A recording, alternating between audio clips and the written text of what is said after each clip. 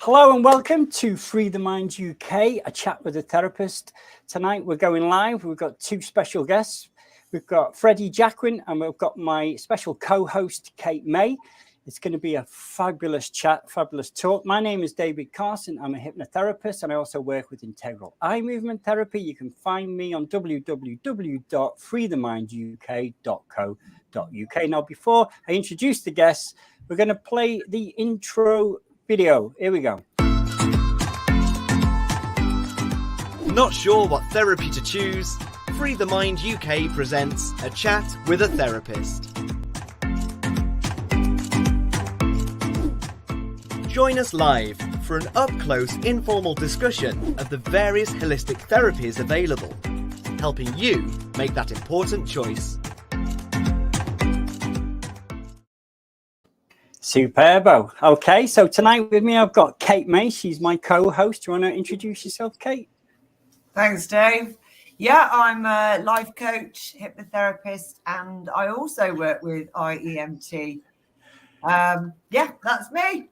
Hey, and we've got a very, very special guest, Freddy Jacquin. Freddy is an internationally acclaimed hypnotherapist, been working since 94, Freddy, I believe. Yeah. Author of several books, The Lazy Way to Enlightenment and Unlimited Happiness. Yeah. Fantastic. The Jacquin Rope Workout. Right. Yeah. That's another one. And your latest book, I believe, is Hypnotherapy, Methods, Techniques and Philosophies. Yeah, that's probably the oldest one, actually. But oh, is it really? Yeah. Okay. Freddy's also has a Bachelor of Science in Clinical Hypnotherapy and is founder of the UK Hypnotherapy College, inventor of the famous arrow technique, the blink and delete technique, and the goodie buy bag technique. And I'm sure there's lots more, Freddy. Yeah. Those are the only three that I mentioned. But yeah, I'm always some other way of changing people's lives. Yeah, absolutely. So you're going to be chatting tonight about using positive emotions in therapy. Yeah. So do you want to sort of tell us about that? Yeah. Well, thanks for inviting me on. And it's a pleasure, nice Freddy. Thank you for coming on. Thanks for coming on. Yeah, it's thanks. Well, it's good of you to invite me on. But yeah, it's really talking about emotion, how we can utilize emotion to help people change, how we can elicit emotion to create hypnosis. And so for me, it's the game changer that I've been working with for a long time, and so I've been teaching it for a long time. Because I think it's what's been missing from most hypnotherapy schools is the use of emotion. Over the years, as you know, I've been working with people for all kinds of different things. And I remember years ago when I was working with groups of people for smoking, and this is back in maybe like late 90s, and I was using the finger lock just as a demonstration of the power of the mind. And I think I was one of the first, I've got to be honest, to start using that finger lock. And then, but I realized that if I introduced emotion, then that would be much more powerful. It's the magnetic fingers that most hypnotherapists do. Yeah. But the finger lock is something different because then it's a test. Then it's a fail, win or a pass or fail test. And most people don't want to fail. I don't want to. What do you put your fingers like that or something, Freddie? Is that the one? Put your fingers like this. Do you not do that? Have I not done that technique? Yeah, I mean, it like you say, Kate, it's like kids use in a playground. But there's what it is within that, but it changes. That's the thing that most stage hypnotists would use. I use that. They use a hand lock or whatever to try and get their subjects. But that's not a reason for using it. And if we move it to the next stage and we introduce in emotion, then it changes it completely. And so for me now, hypnosis is not complex. If I can create an emotion, if I can wait until emotion arises, and obviously if we're working with people who are killing themselves with drugs or alcohol or smoking or whatever it might be, and I'm speaking about the people they love, and I see an emotion rise on their face, then I'm going to use that. I'm going to get very direct with my suggestions. And for me, it's very simple. I mean, let me show you what I mean by this. Are you up for seeing how this works, Kate? Yes, absolutely. Oh, we haven't met before, and it's not, you can do it as well, Dave. So, can I just ask you, Kate, who are the most important people in your life? Who do you love most? My son and my grandson. Okay, what's your son's name? George. And your grandson? George. Oh, two Georges. Okay, the same for you, Dave. Who's the most important people in your life? My two beautiful daughters, Freddie. Okay, right. Well, I want you to think about your girls, and I want you to think about your son and your grandson.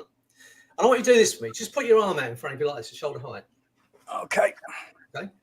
And look at me in the camera, Mm-hmm. and just think about those people you love. See those beautiful boys of yours, Kate. See those girls of yours, Dave, and feel that love you feel for them. Feel that love right now. See those smiles, feel that love. And I want you to notice as you feel that love, that arm's hanging all by itself. Imagine there's nothing you can do about that. And when you realize there's nothing you can do about it, I want you to try and get your arm down and find it goes even higher. But I don't want you to pretend. I want you to push as hard as you can now. Find that arm going even higher. Put some effort in. You're strong people. The harder you try and get that arm down, the harder it's going to go. Feel that force pulling it up. Are you hypnotized? You're in a trance. Why can't you get your arm down? Now, something very strange is going to happen. The harder you try and get that arm down, the harder the one's going to go. Feel that force pulling the other one up. Imagine there's nothing you can do about that. Feel that energy around that hand. That's right, Dave. And it's going to seem funny to you. And it's going to start to giggle. And you're going to start to laugh out loud, Dave. And it's going to feel incredibly funny. And the funnier it gets, the higher that arm's going to go.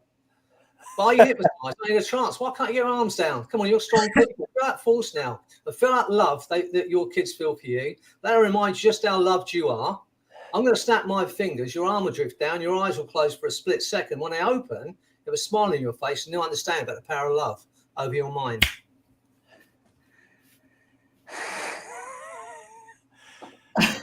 Now, where's the hypnosis? Where's all the stuff that people teach you about hypnosis, deeper and deeper, sleep, all that stuff? Where's that gone? Kate, absolutely. Think about George. Yeah. See his face. Remember when your son George was little George's age? Yeah. You remember how beautiful he was? Feel that love you feel for him. And notice as you feel that love, Kate, you're stuck in that chair and you can't get out. When you realise you can't get out, I want you to try and stand up, Kate. I don't want you to pretend. Try and stand up. Find you cannot. Try and get out of the chair. Push it as hard as you can. Come on. Try and stand up. Find you cannot. Push it even harder. Come on. You're a strong woman. Try and get out of the chair. How long have you been getting out of that chair for, Kate? You're going to feel like you're getting heavier and heavier. Are you hypnotised? Are you in a trance? Why can't you get out of the chair, Kate? I know, it's really weird, isn't it? Now your hands are stuck to the chair. Try and put your hands off the chair. Are you hypnotised? Why can't you get your hands off the chair? I'm going to click my fingers. Everything's going to go back to normal. Of course, you can stand up. You know how loved you are. That's incredible, Freddie. Using that power of love. But you know what? This is the whole point of what I'm talking about here this evening. Mm-hmm. The thing is, you know, I listed a positive emotion. I asked you to think about the people you love. Yeah. It's a big enough kick of emotion Mm-hmm. for me to bypass any of your resistance. Now, here's the thing that's happening all the time in everyday life. You know, let's take the case where, you know, a woman might have a really good day with her kids. She's had a really good day. She's happy. Her husband's had a frustrating day. He comes in. He says something nasty to her, changes her emotion, and then tells her she's a rubbish mum or she's not any good. That happens enough times, she's going to believe that. You know, and then she's stuck with the thing, you know. So that happens all the time. We can look at the way we work differently. I used to think that people would come and see me with a problem, and we'd sit and talk about it, and I'd listen, and then I'd hypnotise them, and I'd make them do what they wanted to do or whatever it might be. I don't see it like that anymore. I believe that every one of my clients comes into my office already in trance, albeit, and I can't quit smoking trance, or I can't lose weight trance, or I can't get onto an aeroplane trance. Mm-hmm. That's been either self-induced or self-suggested or suggested by someone else. One of the things I do now with my clients, and I did it the other day with a guy who was, he's been anxious his whole life. He's a brilliant man. He's a lovely person. And he's very good at what he does. In fact, he's a hypnotist and he's a stage hypnotist. But he suffered from anxiety his whole life. And he told me that, you know, his mum was an anxious person. And we learn to be afraid, don't we, from our parents. If our parents are anxious, we learn to do it. I said, look, you've just been in a trance for 40 years. So I'm going to hypnotize you. And at some point, I'm going to count to 5, and you're going to come out of that 40-year trance you've been in. And I'm going to leave you in a positive Freddy trance. And that's what we did. And that's how I think about this now. I think we're just, when someone says, I can't do this, I can't do that. And to all intent and purpose, they've tried everything to do it, and they can't. That is their belief. But that's no different to me suggesting the case she can't get out of a chair and she's stuck in her chair. It's still a stuck state. Do you understand what I'm saying? It's no different. We think of it as something very complex. It's the behavior I'm stuck with. That's just been suggested to them by someone else or by themselves. That's all it is. And so for me, if we think about our limitations, the things that we're saying I can't do, I can't get over, and look at it, well, when did that happen? When did I make that decision? And then we can change it. You spoke about my blink and delete technique. Yeah. And for me, it's the simplest way to change our lives. And I run these groups, one is called Creating the Body, Health and Happiness Group. I run it on a Friday evening.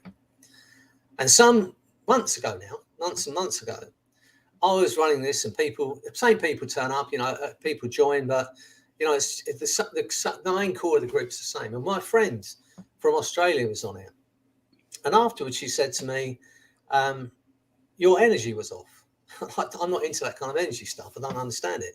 But she said, your energy was off. I said, well, can you tell me what it was? She said, no, you have to kind of figure it out for yourself. So anyway, eventually I got it out of it. She said, look, I think what's happening is, whether you're doing it conscious or not, you're creating a reliance on you for these people who are creating their life and creating their body, because they're turning up every week, and we've been doing this for a couple of years. She said, I think whether you're doing it consciously or not.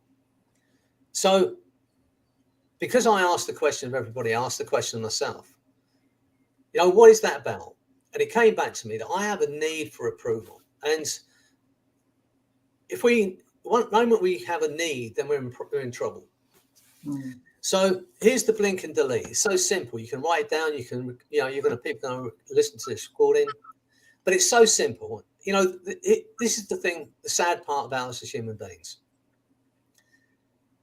Most of our beliefs, who we are, what we can, what we cannot achieve, what we're capable of, even our religious beliefs, were created by a child under 7. Yeah. And that is a pretty sad thought. How old is little George? 18 months. Well, he's making decisions, believe it or not, based on the people around him. Absolutely. And you would not have a 4-year-old boy making a lifelong decision about what you're capable of. Yet most of our beliefs were created by a child under 7. And the other thing about it is, most of the decisions most of the beliefs we create, or the decisions we make, are made in an emotional state. And when we're emotional, as you've just seen, we're not functioning optimally. And so I asked the question, when did I make that decision that I need approval? Let me tell you the blink and delete whole technique, okay? This is what happens. When you come against a block, I can't do this, I can't do that, I need this, whatever. You ask this question, when did I make that decision? How old was I? Where was I? Who was I with? Was it even my decision? Now, the moment you ask the question, you don't need 3 years of therapy. You'll immediately go to where you made the decision. You might have been 13, you might have been 21, but the chances are, most of the time, it'll be before you're 7. And so what you do is, you ask that question, when did I make the decision? How old was I? Where was I? Who was I with? Was it even my decision? You go there and you look at it from where you are now, from the evolved person you are now. Because you are not the same person you were a week ago. And you are definitely not the same person you were 20 years ago. You've evolved, you've learned things, you've had experience, you've got strengths that you wouldn't have had before. And we're functioning on decisions we made in a less informed state. I believe this, and I'm sure because you're a therapist, I believe it as well, Freddie. I know tomorrow I'm going to be different to who I am today. Exactly. Yeah, because we're learning all the time. Absolutely. But, Creating our future.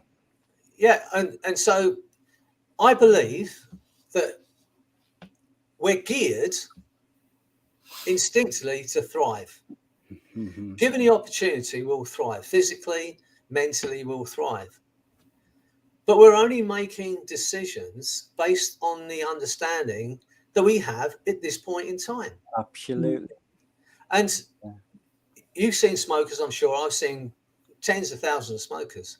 I can count on maybe 2 hands the amount of smokers that started smoking as an adult. And by that, I mean their 20s or 30s. The majority of people who start smoking at 13, 12, 15. Yeah. We're making and stuff. Yeah. We make that decision at 13. We wouldn't make that decision at 30. And so we're making the best decisions we can given the information. But we don't need to live with the decision we made when we were 12 or 13 or 14 or whatever it might be. So what happens is this: you ask the question, you immediately go there, you'll remember where it was. You don't have to search for this. You don't have to do years of regression therapy. You'll immediately go to where you made the decision. You look at it again from where you are now as a mother, as a father, and you go, now that I've evolved, is that decision any longer viable? Or is it an obsolete decision that I made in a less informed state? And if the answer comes back, no, it's no longer valid, it's obsolete, you blink twice and you delete it. I like it. Then you go to what I call neutral, which I'll show you how to do in a while. You go to neutral emotion and you make a new decision. Because in neutral, that's not I don't care, but it's neutral emotion. And in neutral, you can make the right decision. You can take the right action, get the right outcome. As I was saying, is that a bit like being indifferent, Freddie? Like in between, like it's like being balanced, isn't it? Yeah, it's in between emotions. So I call it neutral because in neutral, you're not being affected by any emotion. Absolutely. So, but in neutral, you can make the right decision. Yeah. You know, I think it's Yeats or one of those poets. He said, if you can keep your head while all around you are losing theirs, a better man you'll be, or something like I don't know the poem. But to be able to go to neutral, and we spoke about the things I developed, but one of them is a thing called TPM, Total Perception Management, how to have complete control of your emotions. And when I broached the idea years ago, so I think we can take control of our emotions, someone said, well, if you can just switch off your emotions, surely that makes you like a robot, makes you less human. Makes you in the moment, I'm sure. I thought about it for a while, but I have to tell you, having used this for so long, talked to so many other people, I actually believe it makes you a more advanced human being. Absolutely. Up until you get control of your emotions, you are a slave to your emotions. Absolutely. You know, someone breaks our rules and we feel angry. I have a right to be angry. Someone just broke my rules. So I'm going to be angry. I'm going to, you know, indulge myself in that emotion. And my kids are going to suffer. My family's going to suffer. Absolutely. I always say, Freddie, nobody can upset me. Only I can upset myself. Nothing out in the world can disturb me except for the emotion I apply to it. Well, you know, getting back to total perception management, nothing exists outside of your skull except as perception. Absolutely. You know, you're looking at me, Kate, and you're looking at me, Dave, and Kate could describe me to you, Dave, and you could describe me to Kate, and you'd have a kind of good idea. But if you could for one moment have Kate's perception of what I actually look like, it would be so vastly different to yours, it would be mind-blowing. Absolutely. Because I don't exist outside of your skull. No. Reality is so different for every individual. Yeah. And that's the thing. So when we realize that, then we can ask the question, is this emotion serving me in any way? Or is it detrimental to me and people around me? If it is, then you learn how to turn it off and you go to neutral. Yeah. And in neutral, you can make the right decision. You're not forced by, you know, how many people, I mean, I've done it, you know, how many relationships have I wrecked by being jealous, my own insecurities. Yeah. To know, like know what I know now and recognize it for what it is. It's a useless, unnecessary emotion. Go to neutral and make a new decision. And so with blink and delete. So you ask that question, when did I make the decision? How old was I? Where was I? Who was I with? Was it even my decision? And that last part of that question, you'll find that most of the time it wasn't even your decision. It was someone else's opinion about what you're capable of. Mhm. But because you're a child, you go, well, they're an adult, I'm a child, that must be true. They say I'm not any good at math, that must be true. I'm not this kind of person, that must be true. No, it was someone else's opinion. So you blink twice and you switch it off, and then you go to neutral, make a new decision. And we can be doing this all day long and upgrading, if you like, the computer between our brains. You would not be functioning and doing this on a computer that was 30 years old. And yet most of us are working with software between our ears that's 40 years old or 20 years old. Yeah. But we can upgrade. We can look at every decision we made and ask the question, now I've evolved, is that any longer viable? Or is it an obsolete decision I made in a less informed state? And if the answer is no, it's no longer viable, blink twice, delete it. Go to neutral emotion, or like you say, indifferent, and make a new decision from where you are now with the information you have now. And you can continue to upgrade. We don't have to live with decisions we made when we were 12 or 13 or 21. And we don't have to go through years and years of therapy to do it either. Absolutely. This is really important information, Freddie, because there's lots of people that are going to be watching this who you know, might never consider going to see a therapist and are struggling with their lives. And, you know, what a great technique. Well, you know, what I'm teaching, and I've just gone onto TikTok. Someone said to me, "You're on TikTok." I said, "What's it all about?" He said, "Well, it's blah, blah, blah, I'm making these videos." So I started 2 weeks ago on TikTok, and I think I put out maybe 9 or 10 videos. I've got 20,000 followers. I've had close to a million. I'm dead jealous, Freddie. How have you done that? Close to a million views. Close to a million views. One of my videos has had 600,000 views. All right. Wow. So, but people, one of the girls on my course who's a marketing expert, she said, you know, you could teach this stuff. What is it? You know, there are people out there charging fortunes to get people on TikTok and get them to get the kind of following you've got. How have you done it? Yeah. I've got a clue what I've been doing, right? But I make videos, and this is the rule for me. If I'm going to make a video, I don't care if it's 30 seconds or 10 minutes. The thing is this video educational or transformational? I'm not going to put out just any stuff on anywhere. Yeah. It has to be transformational. It has to be, or it has to be educational.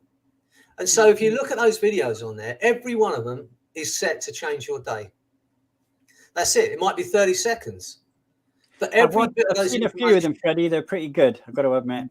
Oh, thanks. But yeah, you know, and so what I'm saying is, I don't believe a lot of people can't afford therapy, but they can change their life with simple information that we have now that we've evolved. I mean, it's immense. You know, let's think about, this is something I've been saying for a long time, and a lot of people, that makes no sense. What I'm going to say goes back to what we're talking about as nothing exists outside of our brain, except of our skull, except as perception. Absolutely. But here's the thing, nothing is real. It's not. I'm right with you there, Freddie. That's ridiculous. You know, I can see my computer. That's real. I know it's real. That's not what I'm talking about. What I'm talking about is when we think about our past, it's not exactly as it was, because our memory is not 100%. And even if it was exactly right, there's nothing we can do about it, because it's in that void, that vacuum that stretches back to the Big Bang. It's done. So what's the point in worrying about it? There's no point. If you're worrying about the past, should have done this, could have done that, would have done that, it's of no consequence. And if we're worrying about the future hasn't happened yet. It can only be imagined. That's not real. The only thing that's real is in this moment. And it's so tiny that by the time I've said it, it's already gone. It's a way to change someone's day, all right? Change someone's life. Absolutely. It's a very non-dualistic, Freddie, because I'm into non-dualism myself, which has really helped me in my life. You know, My son's into all that stuff, Dave. Yeah, My pardon? son's into it. My son's into it. We ran some training in India, in Kerala, a couple of years ago before lockdown, and he went to this temple because he's into that non-dualistic. My brain can't function in that way, right? For me, as you can probably tell, I am just a simple soul. I see things easily. I don't see anything as complex. I think we're simple beings. I think with the non-dualistic approach, it is incredibly simplistic because, you know, everything's just appearing on a certain level. And how I use it is when all stuff I would previously perceive as, you know, not good is now neutral. Do you see what I mean? Yeah. Now, I can't say there's no good or bad. There's no judgment. Exactly. And I can't always do it 100% of the time, but it's really made a difference in my life. I'm a very happy, joyful soul, you know, and I have to say it's because of that awareness and recognizing that it's just a waste of energy to feel, you know, negative about these things because it is what it is. You know, we got kids and you've got all that stuff and, you know, finances and stuff. There are going to be times when a thought comes to your mind, oh, what if that happens? But the moment we do that, we have to remind ourselves that at this moment in time, it's just our imagination. Here's the thing. Some years ago, ran some research on the brain and how it works. And they stuck this guy in one of those MRI scanners, I think it is, put a thing on their head where they can see his brain. And they gave him a simple task. And the task was to press a button in his right hand or his left hand, randomly. Whenever he felt like pressing the button, press the button. That was all he had to do. So he's in the brain scanner, and the people are looking at the screen. After 5 or 10 minutes, they could predict which thumb he was going to press. Sometimes 15 seconds before he pressed his thumb. So what came from this bit of research and why I'm talking about it, because of what it meant to me, is that we can't do anything, right? If I ask you, if you've got a cup on your desk and I ask you to pick it up, you could do that easily. Yeah? To build a robot to do that one simple task would be immense. Yeah. The best mechanics, best computer people, all that stuff, to build a robot, just to pick that cup up, pour some liquid into its, hold in its mouth without spilling it, put it down without breaking the cup, would be immense. Yet the moment I say to you, can you pick your cup up? Your brain will run what's called a schema. It would figure out everything you need to do to pick that cup up and have a drink before you even move a muscle. Now, so what this meant to me when I read this bit of research, I recognize I can't do anything. Pick up a glass, have a drink, speak to you, present to a group of people without my mind running to the outcome. Yeah. Come on. That's the way our mind works. Now, in the past, and for most of us, when we think about presenting or something that's out of our comfort zone, our brain runs to the worst case scenario because it's trying to protect us. Doesn't want us to feel foolish or whatever. So for weeks before, we're thinking about all the things that could possibly go wrong. Time we get to the presentation, we're like in bits. And it might have been a time in my life, I can't remember when it was, when I might have felt like that. Yeah. But now understanding what I understand, I know I'm going to imagine something. I'm going to imagine something when I think about presenting. So I may as well imagine the best outcome. Absolutely. So for now, this is when I go present, this is what I think. It's a simple imagination. I think they're all going to be friendlies. They're going to love what I've got to say. We're going to have a great time together. And I step on stage in that mode. And generally, that's what's happening. If you see me work, Dave, you know that's what I'm like. I'm the same talking to you as I am on stage. It don't make any difference to me. But that's imagination. So if you're speaking to somebody, just in general conversation, and you say, how are you? And they say, look, I've got this exam coming up. I'm really anxious about it. Or I'm meeting someone, blah, blah, blah. To change their life, to change their day, this is what you say. Imagine it differently. Just imagine it differently. That's all we have to do. Because at this time, it's not real. Whatever you're imagining, whatever you're anxious about, it's not real in this moment. So you may as well imagine it differently. But imagine the best outcome. Yeah. The worst thing that can happen is you can be disappointed. But you don't spend the next 3 years worrying about something that never. How much time have you spent? Oh my God, worrying about shit that never happened? How much unbelievable capacity have we spent to recognise it and then go, no, I'll imagine it differently. You know, you probably know by now, I'm not the standard kind of therapist, and I sing to my clients, right? Not very often, but I do. You sing to them, Freddie? I sing to them, yeah. Okay. It's only one song. It's not very long either. you know about anchoring. You know about anchoring. You know how to anchor stuff. Oh yeah. Well, there's thousands of people now walking around my voice in their head. It probably pisses them off a big. So what's the tune? I explain to someone when they start telling me about their anxiety, or I'm a worrier, or whatever it might be. I say, well, look, this is what's going to happen. I explain about our imagination, and I say, this is what's going to happen from state. If you're listening to this, if you're watching this, and you don't want to hear me sing, and you don't want to be stuck with my voice in your head, then you best turn the sound off, because I'm going to sing in a moment. And this is the way it goes. I say, in a moment, I'm going to sing. And you're going to be stuck with this song in your head forever. Every time you start to worry, you're going to hear my voice in your head singing this song. It's going to bug you, but you're stuck with it. And I say, are you ready? I go, yeah. And here it goes. It's just my imagination. Me. Just my imagination running away with me. I say, now you're going to be stuck with that forever. The next time you start to worry, you're going to hear my voice in your head singing that song. I might as well imagine it differently. And that is how easy we can change our life. Look at the decisions we make. Ask the question, is it any longer viable now I've evolved? No, blink twice, delete it, go to neutral. Make a new decision.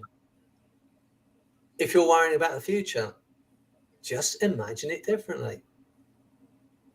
It's so incredibly simplistic as well, Freddie. You know, it's like I don't see any of this. I don't see change as complex. No. You know, when it comes to worrying, I jokingly say I better worry lobotomy, because I refuse to worry.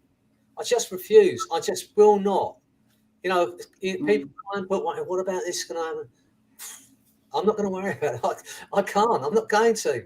Yeah. I refuse.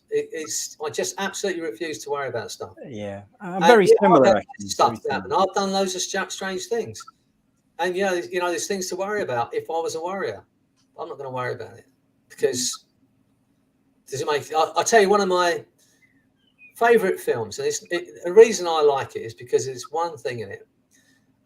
You might see it's a film with Tom Hanks called The Bridge of Spies, I think it's called. Okay.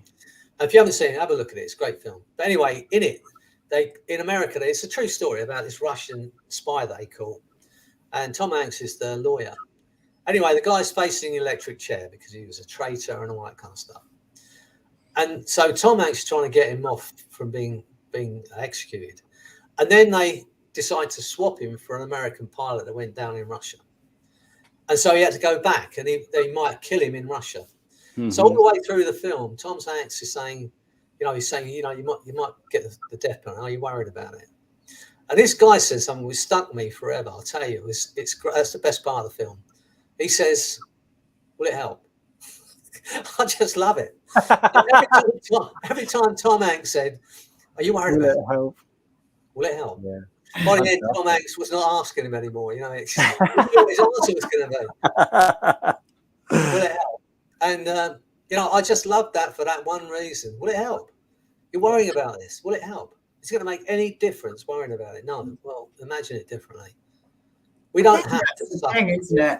Sorry? I think that's the thing, isn't it? Teaching people to ask themselves these questions when these emotions or feelings arise or whatever. Yeah, and just ask the question. They're a simple question we can ask ourselves. Mm. They're like in automatic mode, aren't they? And I think for a lot of people, obviously, if they're not educated with this, then they're never going to do it. You know, they're gonna end up, yeah. Well, I mean, there's a lot of information out there. But anyone that's watching this, anyone that wants to change their life, remember when we first started, this was about the power of love and influence. Indeed. Knowing what you now know, because you've had an experience of hypnosis, eye-open hypnosis, with a couple of words, and the power of love. Once we understand this, I want everyone that's watching this, and we can all do it, write down 4 or 5 things that you want to happen in your life. A physical goal, career goal, financial goal, spiritual goal, emotional goal, but not a paragraph, but like a one-liner. I want this to happen. I want to feel like this. And then every time as you're going about your day and someone frustrates you and you feel that rise of emotion, be ready with your suggestion to yourself. And then in the past where things would just wind you up and make you kind of not serve you, now those things can serve you. Someone makes you laugh, be ready with a suggestion for yourself. I can make you laugh, I can stick you in that chair. I know I can. That's the way it goes. If I can create an emotion, I can do it. But we may as well be using this ourselves. And my son Anthony, we travel all over the world. Well, not since lockdown, but we are going to start again this year. Travel all over the world training people how to do this work. And we have a little fun thing where we try a competition so you can learn as much of the language before we get to the country, right? That's what we try and do. So based on what I've just been saying to you about emotion, if I'm going to listen, I listen to a thing on Audible. It's called come to me in a minute. Anyway, it's a language things books you listen to. And I get into an emotional state first. I think about one of my kids. Positive emotions. I think about people I love, people who love me. I get into that state, then I start to listen to the music because I know listen to the words because I know it's going straight in. We talk, and when we learn hypnosis for the first time, there's talk about the critical faculty. Right? It's one of those things like the mind, like the spirit, like the soul. No one's actually seen one or held a critical faculty in their hand. But we assume we've all got one. But how many hypnotherapists will describe what a critical faculty is? So my thinking is this. Up until the age of about 16, we are like sponges. If look, your little George, I mean, he's learning so much stuff. How incredible is it? You can learn in 3 years, walk, talk, all that stuff. But anyway, if you tell George there's Father Christmas, he assumes there is a Father Christmas. Why would it? He doesn't know about lying yet. Yeah. He doesn't know about flattery. He doesn't know about that kind of stuff. So everything you tell him is truth as far as he's concerned. Yeah. Absolutely. So as we get older, we develop this critical faculty, which is like, in my mind, just picture it, it's like a tight wire mesh over our brain, which as we get to about 16, 17, it closes up. And then we have a defense against flattery and sales and lies. We know when someone's lying, and we don't have to take it on board. And so we can't be influenced in the same way. What I think happens is this. When we create an emotion or have a spontaneous rise of emotion, this is what happens to this thing. It goes, opens up. And there's no resistance to what's being said to you. You take it on as truth. Yeah. That's what I think hypnosis is. We bypass the critical faculty. We can do it with inductions, we can do it with hypnosis, or we can do it with emotion. And we can do this in conversation. So that's what I came on here to talk about and what you asked me to talk about, because I see it as the most important thing. If we're working with our clients and we see them start to sob, I know for a lot of women, Kate, it's really hard for them to do therapy because a lot of their clients cry. And your instincts as a woman is to kind of calm them down and pat their cheeks and, and tell them everything's okay. It sounds harsh. If I see my client start to cry, I am going to get very direct. This is the last time this is going to affect you. The need for a cigarette's gone. The need to snack, comfort, eat, boredom is gone. That irrational fears. I'm going to get very, very direct because I know.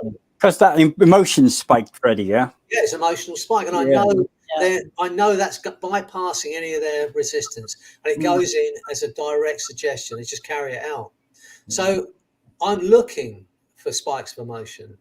In my presentations, I think you've seen me, Dave, I try and make people laugh. Absolutely. If I'm doing a quit smoking group, I'm going to make them laugh. And when they're laughing, I'm saying, you've had your last cigarette. The need for a cigarette's gone. They're laughing. They haven't even heard what I've said. But it's bypassed any critical resistance. It's just in there. I don't know what you said. I don't think I was hypnotized. Just don't need another cigarette. This is what I'm saying. This is not complex. No. All the things we've taught in our hypnotherapy, like course originally, taking people back for months through all the crap in their life. You don't need to do it. There's the Jacquin time machine, another one of my things, right?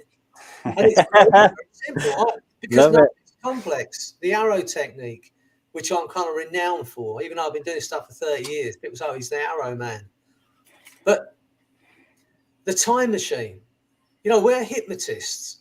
So if I make a judgment that if someone says to me, look, I was 13 and someone frightened me or something happened, and I think it's of value for them to clear that out, then we do it like this. But like with the blink and delete, I say, look, knowing you survived this, from the evolved person you are now, I say, in a moment, I'm going to click my fingers because I'm a hypnotist.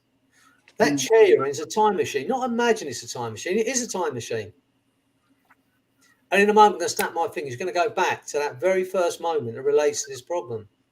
You'll remember where you were, remember you were with, but you're going back as you are now with all the understandings you have now as a mother. And you're going to reassess and reevaluate, not regress to it. What's the point in regressing back to the 13-year-old? If you regress back to the 13-year-old, you're going to make another 13-year-old decision. Mm-hmm. Yeah, I think that's so true. But to go back as you are now, Kate, look at it again from where you are now with the understanding you have now and reassess it, reevaluate, take the learnings and the strengths from it, storm in that part of your mind. And when you're ready, I say, give that kid a hug, tell them you survived it, thank them, and then say goodbye. It's just like 3 minutes of therapy, not 3 years of therapy. Yeah. Which Dave and I are both very into is not prolonging, not bringing up all that content again. No. Get it done and then have a look at it again, reassess it from where you are now, reevaluate it. Yeah. Is it any longer viable? Take the learnings from it, take the strengths from it, and give that kid a hug and let it go. Yeah. Do it now. And then come back to now only as quickly as that whole NLP thing, only as quickly as you can reevaluate every subsequent event. Yeah. Drop into your body, go even deeper into hypnosis. That's 3 minutes in the middle of a past negotiation or some other technique I'm running in therapy. And it's done. Come back next week. Let's have another look at the next 10 years. No. Yeah. I do find, though, Freddie, that you never hold on to your clients for very long because you've almost sorted them out in one or two sessions. And honestly, that's it, they're done. I now offer 4 sessions, right? And this has been for the last 2 years. For the last 28 years, I've seen people once. I've seen 35,000 people, Kate, once. Yeah. That is terrible business. But, the thing about hypnosis is we can help people very quickly. Yeah. It's not the best business model. If you're a shit therapist or an aggression therapist where you're going to keep people in therapy for months, chances are you're going to earn more money. Yeah. In fact, terrible. The person we spoke about, Neil French, I say still alive. I don't want to speak bad about anybody, but that was a shitty course. And it was all about I'm sure he won't be watching, Freddie. It's all about hypnoanalysis, right? And he said this, and this is the man, and you must have heard him say it. He said, you keep your client in for 12 weeks. Doesn't matter what they come in for. You keep them for 12 weeks. Because the course I saw, and you probably saw, was called Successful Hypnotherapy. It was exactly that. Based on successful, how to earn money from this stuff, right? Yeah. And he said, you keep your client in for 12 weeks. And he said, and it's easy to do. This is true, Kate, right? If he's listening, he knows it's the truth. He said, it's easy to do. He said, because this is what you do. Toward the end of your session, you say, in a moment, I'm going to count to 10. Blah, blah, blah. And you'll come back to everyday wakeful awareness. Looking forward to our next session where we can. Person's in hypnosis. Yeah. And you've suggested they're going to look forward to seeing you again. Of course they are, because they've been hypnotized. Oh, that's awful. And so that is what the man said. He can call me up on this, but I know he knows that I'm telling the truth. That's what he said. You keep your client, don't matter what they come in for, 12 weeks. As soon as I came out of that course, I started reading about Erickson. I started reading some other stuff. And I realized we could do this stuff very rapidly. As I said, this is true. I've seen over 35,000 clients face to face. That's not talking the last 2 years online. Face to face, I've seen over 35,000 clients, and most of them I've seen once. I've survived. Yeah. Absolutely. You know, so I can't bring myself to say this is going to take 6 sessions or 12 sessions. If I think, I know, if someone sees me with a phobia, I know they're going out of that room without the phobia. I know it. I haven't got a doubt in my mind. If they come and see me for smoking and they commit to doing that work there, they're going to go out with a need for a cigarette gone. Not you start smoking this week, you have 2 cigarettes, and you come along, and last week you don't have a cigarette before you come and see me, otherwise I'm not going to see you. And 12 weeks in, we're going to do the work. No. Person can get cancer in the next week. Yeah. I want them quitting now. And so, yeah, it's not the best business model. No. I've had a great life out of this. And I know you can have a great life out of it. I say it's 4 sessions now. And I'm still, a 4 session, probably the same price as most people's 1 session. Because I haven't changed my prices for like 20 years. I was thinking about I was thinking about this and about the sessions. And like someone might come to see you for a particular thing, but there's so many other things going on in their lives that you don't always have time to focus on those things. And I know the idea of like, if you're working on something, it will affect other areas of their life and stuff. But I've come to the conclusion, you know, 4 sessions, you can really clear up a load of shit. Yeah. Basically. And, you know, I don't hold to the belief that the problem's never the problem. I think that's a shit thing to say. Because quite often the problem is the problem.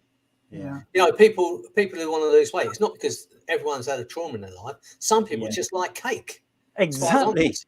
You know, it don't have to be any depth thing. But what I say to my client is, look, if you're coming to see me smoking, I fully expect you to quit smoking today. But when you realise how easy it is to quit something that you thought you'd never do, you may think about other things you want to change. In which case, over the next 3 or 4 weeks, we can work on those things. If it's a hypnotherapist that comes to see me to change a problem in their life, I say, look, we're going to resolve this fear and anxiety today. And if you want, I can teach you some hypnotherapy in the next 3 sessions. You know, I don't mind, you know, because it's just the way it goes now.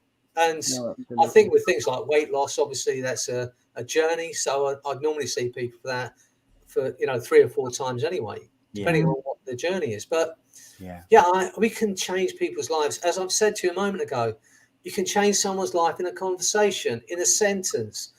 Imagine it differently. And you also, Freddie, you give so much away free on YouTube. You know, you've got lots of videos on there. You've got your arrow technique. People can go on there and check that out, and lots of other stuff. That's you know. Well, I want people to know how to do this. I'm working with the College of Medicine here in the UK, and they want to get this into to doctors. I mean, I'm saying the arrow technique for pain. If you haven't experienced it, Kate, have a look and see. It's now out as an app. So we've got it out as a free app. I think we've had like 90,000 people download that app. It's free. And you can go on if you're in pain and download. It's called Painkiller, right? It's because they said arrow doesn't mean anything, but painkiller, you know, so it's one of those things to stick in your mind. And go on, download it. It's my voice on it, and it's free. And all we ask you to do is share it with as many people as possible. Yeah. So I'm saying that in a 5, because if you speak to doctors about hypnotherapy, I can't do that. I haven't got 25 minutes to hypnotize someone. But with the arrow technique, and I'm saying this, if you're a medical doctor, you're giving your client maximum amount of painkillers, and it's not touching their pain anymore, then why would you not say, let's try this? It's only words, just your imagination. And it's going to take 5 minutes. And there's no trance involved, is there, Freddie? There isn't, is there? There's no trance involved with it either. You can do it out. It doesn't have to be. It doesn't have to be. You don't have to be a trance. I mean, you've seen how powerful emotion is. Yes. Where did I say you're going to be hypnotized? Where did I say sleep or deeper? Yet you couldn't move your arm and you couldn't get out of that chair. Yeah, a lot of people think it's an eyes closed state, don't they? Sorry? A lot of people think it's an eyes closed state, hypnosis. Yeah. It's not. Yeah, it's not a state of eyelids, as my son would say. Exactly. You know, we can, and I do hypnotize people with their eyes open, and because it gives them a big experience. I want my client to go out of my therapy room thinking, shit, I was hypnotized. Not, oh, that was really relaxing. Absolutely. But not knowing whether I was hypnotized or not. Because I remember in the early days, I would never do, show them that, like stuck to the chair or hands stuck together. I remember I never used to do any of that. And people probably left feeling relaxed, like you said, but I could have really stamped, the whole experience. Well, I do it as, one of the things I use is what I call parts negotiation, which is communication directly with the part that's running the problem. If you look at every problem we have, every behavior, it's a piece of programming. And if you think that, there's a part of you that runs that program, once it's learned, it becomes an automatic function, something we can do without thinking. And once it becomes an automatic function, we no longer have conscious control over it. For people to change their smoking habit or their eating habit would be like me saying to you, you can't understand what I'm saying in English. You can't switch that off. You had to learn. I mean, little George is just learning to speak. In the next 6 months or so, he'll be speaking. But he's learning to speak. We all had to go through that. But once it's learned, you can't not understand English. And so it's from people who come in with a habit, which is mostly all of the behaviors they come in with, it's as difficult. I say to people, I say, my doctor said I've got to quit. I say, it's great. Well, I say to your doctor, forget how to drive. They go, that's ridiculous. Forget how to walk. That's ridiculous. It's not something I think about, something I do. And yet, people think you can just change a habit. But what hypnosis, for me, this is how I see it, what hypnosis gives the operator, the hypnotherapist, what it gives us is access to that underlying programming. That's what hypnosis does over counseling or any other talking therapy. Yeah. In hypnosis, we have access to the underlying programming and we can change the program, or they can change the program. As I say to all my clients, I don't actually do anything in my therapy room. All I have is a learned ability to get my client in touch with their own ability to change. They make the changes. I don't make it. It's no fluence coming from me down the internet. No, I'm just getting them into a state where they get in touch or get access to their own abilities. Absolutely. When I see people with fear and anxiety, at the end of the day, they say, I can't feel the fear. I say it's because it was never real in the first place. So, Freddie, just for the viewers, right? Because there's going to be people watching this and they're going to think, after listening to you, they're probably going to think, going to give hypnotherapy a try. So like for viewers who've got no idea about hypnosis, there's a lot of people that are afraid of it, like they're going to be under control and all this sort of business, isn't it? People I've spoken to, that's one of the things that comes up. I'm not going to try hypnosis, they'll make me do something, the old age. Yeah, I mean, I think that's why, being yourself. I think the old way of thinking where people would think, I'm under hypnosis, I'm asleep, and I don't know what's going on. Yeah. I think it's the opposite. I think when we're in hypnosis, all of our senses are heightened. Yeah. You can hear better, you can see better, you can smell better. And the other thing about those senses is that if the person's if the therapist has any kind of underlying whatever thoughts, that's not 100%, the person picks it up. You'll have had people come and see you and say, I've been to hypnotherapy before, it didn't work. Yeah. And then they say, there was something about that person I just didn't get. And so I think one of the main things for us as hypnotherapists is to be ourselves in the room. I say to all my students, I say, look, hold this thought in your heart. I care about you and I want you to be well. We should be thinking it anyway, but sometimes we get so caught up in the technique and the words, Exactly. things we should be saying, we forget to be human. Yeah. But It's the intent behind it, Freddie. Is that what you're saying? It helps as well. Yeah, I mean, why would you not have that intention? You know, so I care about you. I want you to be well. If you know, I've said it to my clients, if I think it's legitimate to say it, but I'm always going to think it. I'm always going to hold that thought in my heart, and they pick it up, and then they can relax because they know you want the best for them. But there's some people who they come into this as a business. They think this is a good business. I can earn X amount of money an hour. They're not going to be successful. That's my belief, because people see through it. Yeah. And I say to my students that, you know, we run the Jacquin Hypnosis Academy, and we run a diploma every 6 months. This one going on all the time. It's got them on 3 different time zones, and at the end of it, people start to be hypnotherapists. And I say, look, instead of asking how much money can I earn, ask how many people can I help. Yeah. Keep that in your mind. How many people can I help? How much fun is that going to be? Because the money will follow. Exactly. If you're there thinking, oh, I'm here because I'm going to earn so much money. No.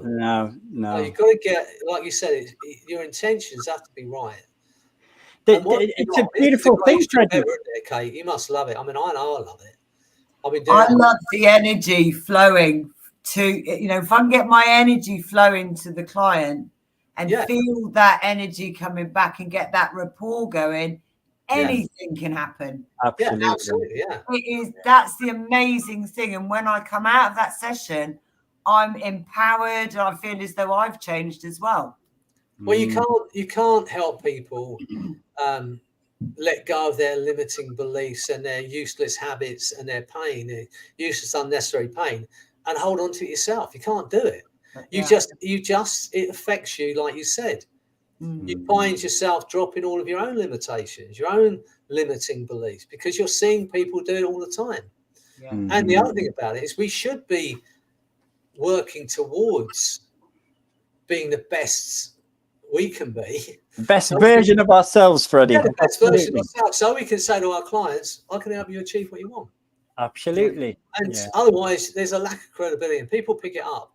They know if you don't believe, if you're sitting there saying, I can help you achieve what you want, but they're thinking, I can't achieve what I want, people pick it up. You know, so just by keeping that thought in our mind, I care about you, I want you to be well, and doing our utmost. You know, are we going to get 100% results? Absolutely not. But you're going to get more results with more people if you hold that thought in your mind. So, you know, the power of emotion is what I'm talking about. It's a simple understanding. It's a great phenomena. Just get them to think about the people they love and then show them something. But you have to do it with conviction. You know, most hypnotherapists you'd interview on here would not attempt to hypnotize both of you or do something, because what if I fail? Exactly. I'm going to look stupid and I'm going to lose everybody. I don't even consider it. I don't, you know, and it's, as you know, because you're doing this work, people say to me, you know, what's the most common phobia? Is it needles? Is it spiders? Is it snakes? It's none of those things. You know the most common phobia, and the most common phobia is the fear of failure. That's the biggest fear that most people hold. Absolutely. But here's the thing, right? Here's the thing. As you know, I've got my Jacquin rope workout, how to get super. I haven't seen that, Freddie, but I'm going to check it out. So I was reading this book by a guy called Tim Ferriss called The 4-Hour Body. It's a great book if you want to create the body you want. And but one of the things that stuck in my mind, which I think is the best analogy for when we're talking about the fear of failure, if you want to grow muscle, not just get toned up, but if you want to bulk up, if you want to put muscle on, you have to work that muscle to failure. So instead of doing like 20 dumbbells, you do 3 or 4, where the 4th one, you can't lift it. You're putting everything into it and you can't lift it. You fail on that 4th one. And in that moment, what happens is you rip the muscle. And muscle is scar tissue, believe it or not. So you rip the muscle, it then heals the scar and it grows. So when I read that, it occurred to me that is the best analogy for us as human beings. You want to grow as a therapist, you want to grow as a person, you have to work to failure. You have to, instead of looking at failure as your enemy or something to avoid, we should be actively seeking it out. Absolutely. Use it as our ally. Mm-hmm. And most people will not try any hypno-phenomena because they're scared of failing. But until you do it, you have to fail a few times. And it's painful. Practice. Over it. And so what I'm saying to everyone that's listening to this, if you have a fear of failure, if you want to do something and you're not doing it because you're frightened of what if you fail, look at it the other way around. Use it as your ally. Be willing to take that pain, because that is the moment that we grow as human beings. In the moment of failure is where we learn. It's the moment of failure where we grow. So that's my tip for today. Use failure as your ally, and we'll all grow. Someone said, it's a great quote, or someone said, nothing grows in a comfort zone except complacency. Absolutely. Or as you'd say, indifference. So we can stay in our comfort zone. We can avoid failure, but we're not growing. Exactly. Be fearless. What's the worst thing can happen? Someone goes, oh, didn't work. So what? No one died. Imagine if you made it your ally, like you say, failure, you can only go forward, really. Yeah, I mean, it's painful, but I say use it instead of fearing it. That's my thinking on this. But anyway, I've been rabbiting on. You have, Freddie, but it's been amazing. I don't know if anyone's actually watching us now. If anybody isn't, anyone wants to put a question in quickly before we go, very welcome. Have you got any questions for Freddie, Kate? I haven't. I'm actually going to tune into YouTube and everything. Learn the arrow technique. I'm going to study everything. Well, our course, Kate. I mean, I'm not just talking to the course, but our course. You can go on to the JHA, Jacquin Hypnosis Academy. Yeah. You can join for 14 days. It's free. You can binge on all the stuff that Anthony and my son Anthony and I have done for the last 30 years. That includes the 2-day training that we ran for Mike Mandel in Toronto called the Modern Hypnotism course. You can get the arrow technique for free in that 14 days. Download it. It's 2 hours of intensive to learn the arrow, which, is free to do. You can look at all of our videos and stuff. And if you want to do our diploma course, I'm telling you, it's £1 a day. Wow. Oh, right. Okay. It's £1 a day. And if you join now, right, throughout this summer, I'm running a retreat in the lakes. It's free, a 2-day free training for all of our members. Right. So you could come and have that time with us in the lakes if you join a membership, and it's 365 quid or something for the year. Yeah. And it's £1 a day. Yeah. And you get a 6-month diploma course. At the end of it, you get a diploma from the JHA Academy. So anyway, that's my sales pitch. Yeah. Love it, Freddie. Love it. And people, that'd be great to see you there, Kate. Have a look and see. It's free. JacquinHypnosisAcademy.com. Go and have a look. Join for 14 days. You don't have to stay with us. But if you do, as I said, we're running these. The next diploma course starts in June. So, you can join it 6 months. And it's great because what happens is because it's online, you're working with people all over the world. And what we do, we have a 4-hour session. We then put you with a buddy and a circle. So in the next 2 weeks, you have a buddy to practice with, you have a circle to practice with, and we've created this incredible community. Have a look and see what you think. Yeah, I'd love to see you there. Yeah, thank you. I will. I'll check that out. And my book, Hypnotherapy, is out on Audible, and it's one of the best-selling books on hypnotherapy on Audible. I saw it earlier. I spotted that today, Freddie, because I like listening to audios rather than reading. I get really tired. Yeah, I mean, it's me on it, but it's one of the best-selling audio books, and and it's great. I went to Las Vegas to run a presentation a couple of years ago before COVID, and I'm in Las Vegas in this hotel, the Orleans Hotel, and I'm walking down the concourse, and a guy stops me, and he said, "You're Freddy Jacquin, aren't you?" I said, "Yeah." From the other side of the world, as far as I'm concerned. Stranger comes like, "You're Freddy Jacquin." I said, "Yeah." He said, "I bought your book." He said, "My mum's been in pain for 20 years." He said, "And I used your arrow technique. She's out of pain. Thank you very much." How wonderful is that, Freddie? Eh? I mean, that's if I never do another thing, Dave, honestly, and that lady's out of pain, I can go to bed every night, put my head on my pillow, go to sleep. Absolutely. So, you know, it's I don't know why I've been given these ideas, the arrow technique, Jacquin time machine, the blink and delete, you know, the Jacquin phobia cure and TPM and all those things. But I was speaking to a lady, or a student, but she's also a therapist in Australia. And she said, I have all these great ideas. She said, you know, I said, have you done anything with them? She said, no, not yet. I think, sure, I've got one for a book. And I said, have you done anything? No, I haven't done anything with it. I said, well, look, here's the thing. Not everyone has those ideas. And when you're given an idea, you need to act upon it. Because let's imagine someone knows you, Kate, and they care about you and they love you and they know what you like, and they put themselves out to seek out a really lovely present for you. And they find this present for you and they wrap it in a beautiful box and a bow and they give it to you. And, Kate, it's this pet present. I bought this present for you. And you go, thanks very much. And you take it and you put it on a shelf and you never open it. That's terrible. Yeah. Great analogy. How many presents are they going to give you after that? So I think when we have an idea, instead of thinking, well, will anybody be interested? Just do it. Yeah. Because not everyone gets those ideas. And this girl, Lisa Derwin, her name is, after that, she created one of the biggest quit smoking forums ever. And it's out there. She did amazing with it. You know, she had loads of good therapists, Carl Smith, myself, you know, loads of really good therapists. She got together. I think it was 1,000 people on that forum to quit smoking. Wow, and it is amazing. But she acted. I don't know if it was my conversation with her or not, but she took action on one of those things. And I'm saying to anyone that's listening, you have an idea, take action, because you're not going to keep giving you those ideas if you're not going to use them. Just put them on the shelf and don't look at them. So that's my analogy for today. I love it, Freddie. I love it.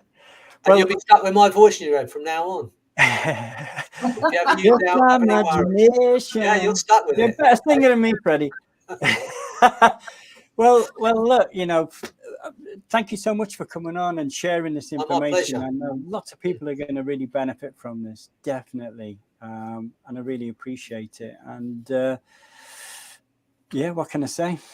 Well, just to remind people, you don't have to have years and years of therapy to change your life.